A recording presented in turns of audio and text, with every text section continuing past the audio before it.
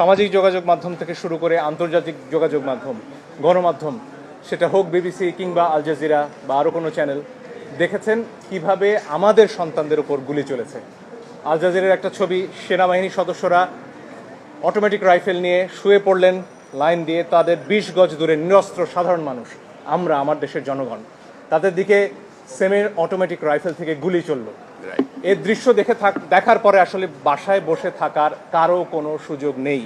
আমাদের যার যার অবস্থান থেকে প্রতিবাদ করতে হবে, এবং একজন আইনজীবী হিসেবে সেই কাজটি করার জন্য আজকে আমরা আদালতে এসেছি।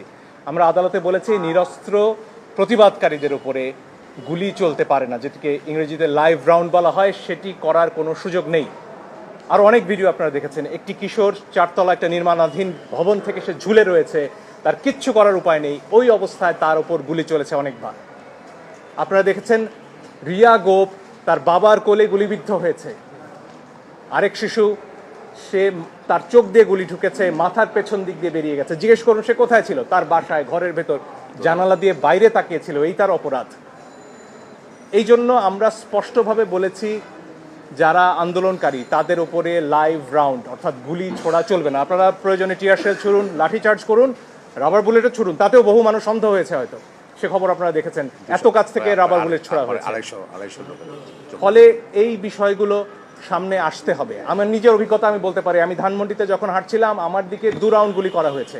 তাদের পোশাক পরনে ছিল না, আমি জানি না তারা কারা পিস্তল থেকে গুলি হয়েছে, কারণ আমার হাতে ক্যামেরা ছিল, কোনো প্রমাণ তারা রাখবেন না। কিন্তু প্রমাণ ধ্বংস হয় না আজকের দুনিয়ায়, প্রমাণ পৌঁছে যায়। আরেকটি দাবি আমরা করেছি পরিষ্কারভাবে, ছাত্ররা সারা বাংলাদেশ থেকে আজকে বলেছেন যে 6 জনকে ডিবি অফিসে রাখা হয়েছে, তারা সেখানে বন্দী।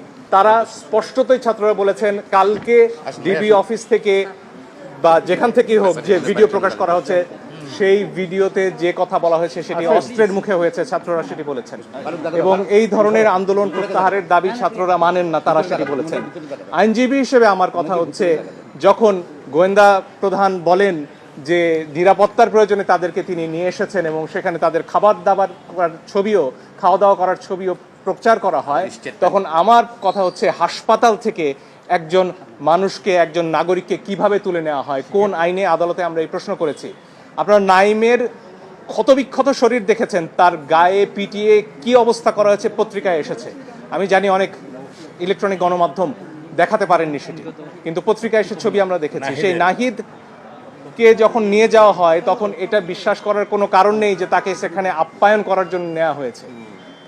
ফলে আমরা আদালতে বলেছি এই 6 জনকে অবশ্যই আদালতের সামনে আনতে হবে এবং তাদের কাছ থেকে জানতে হবে যে তাদেরকে কি আটকে রাখা হয়েছে নাকি তারা স্বেচ্ছায় ডিবি অফিসে বেড়াতে গেছেন। এই প্রশ্নের উত্তর আমরা সবাই চাই। এই যে কোনো নাগরিক করতে পারে এটা। ফলে এই দুটি প্রশ্ন আমরা আদালতের সামনে রেখেছি।